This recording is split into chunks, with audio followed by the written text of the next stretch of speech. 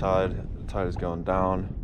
Gonna do some spearing, maybe grab a lobster if I see a nice one. Just want to get a little bit for myself. So one lobster should do. Maybe a couple snappers, a couple fish.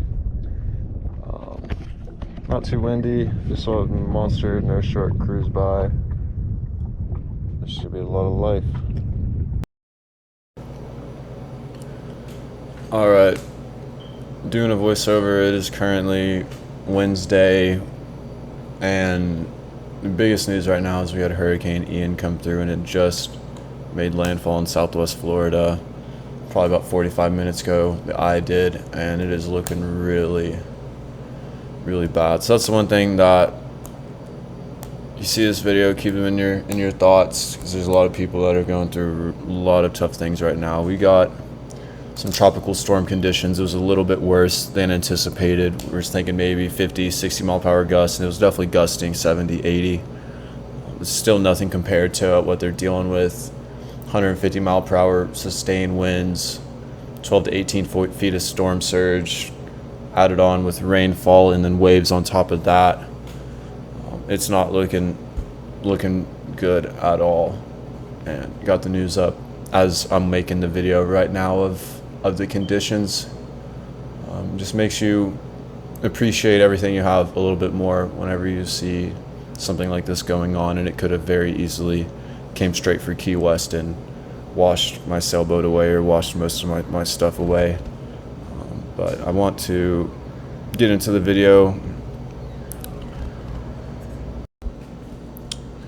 Alright, fast forward a good bit, missed a couple shots. I'd been swimming around. I guess this is another shot I'm going to miss right here on these snappers swimming away from me. I found this one little area where it seemed like they were all kind of hanging out together.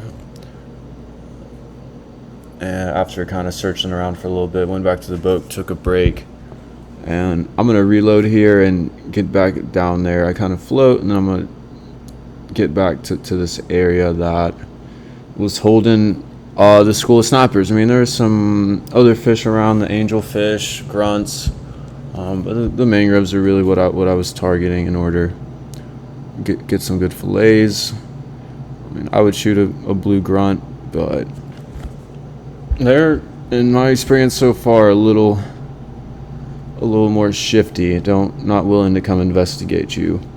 I'm starting to learn that if I get on the bottom and kind of get real close to the bottom, hug that, and I'm down there long enough, which this is probably one of the longest dives for how tired I was I've done in a while. But I kind of lock onto this fish. I'm following him. I'm following him a little bit.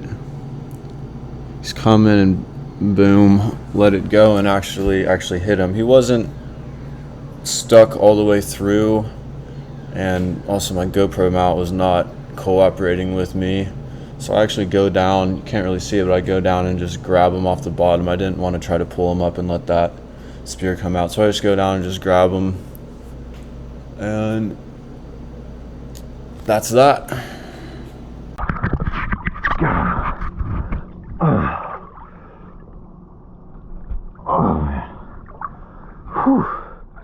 He almost wanted to tear out. I got his ass. I don't know if I actually caught that. Alright. That just taught me a lot. Lay on the bottom and they don't spook off. It's probably in Spearfishing 101. But I'll take it after a couple misses.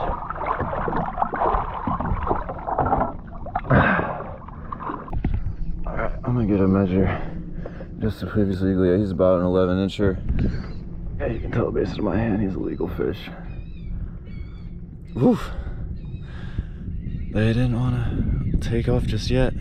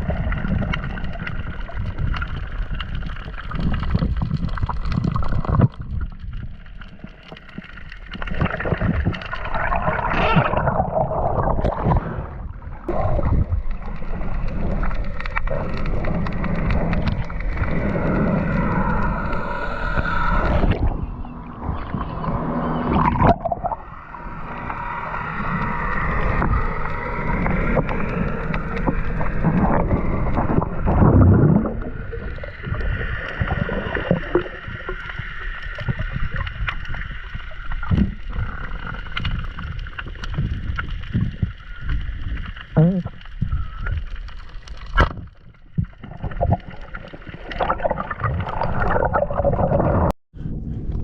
just came across this wreck I'd heard about, and I think I finally found it. So we're gonna give it a try. I think I saw some snappers swimming around, checking me out whenever I drop my anchor. So we'll see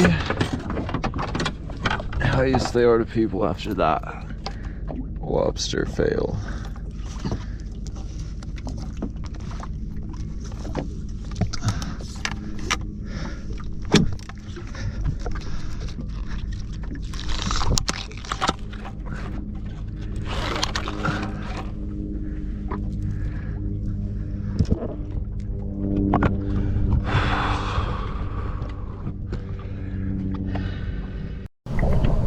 So this is actually my second drop on that new spot.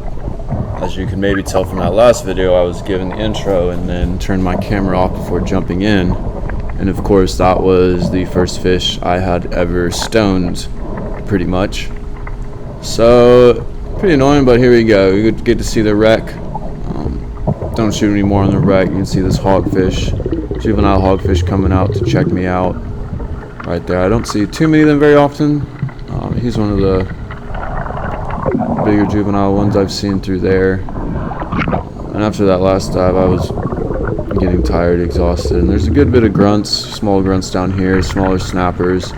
This is a much more fresh wreck. As you can see, there's a sink and other random pieces that were on this boat that are still kind of hanging out. It's not just a bare skeleton of the boat. But it's a cool wreck. It's a weird, not a weird feeling. It's a awesome feeling. See, this is the bigger hogfish, and the other one kind of comes right in front. But that was the bigger hogfish. Still not nearly legal, but probably one of the biggest ones I've seen here in the harbor.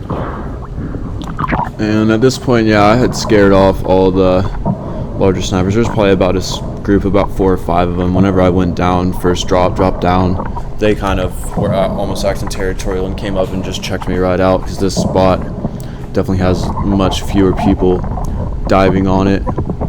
And checking it out, I saw a pufferfish. There was a, I think in a second here, there's a little tiny lionfish in the back left corner that I'm gonna go and try to get my pole spear to just injure him, kill him. As a little guy, I've never tried to eat lionfish. I'm definitely, if I ever find a couple big ones, I might try. See, I'm kind of checking out underneath this lip, seeing if there's anything bigger hanging out under there. Not really the case. See a sea urchin right there. And it's always cool to find a different wreck. And this one, I'd heard about it, but never dived it, never seen it, and it really takes a clear day to be able to see 10 feet plus down.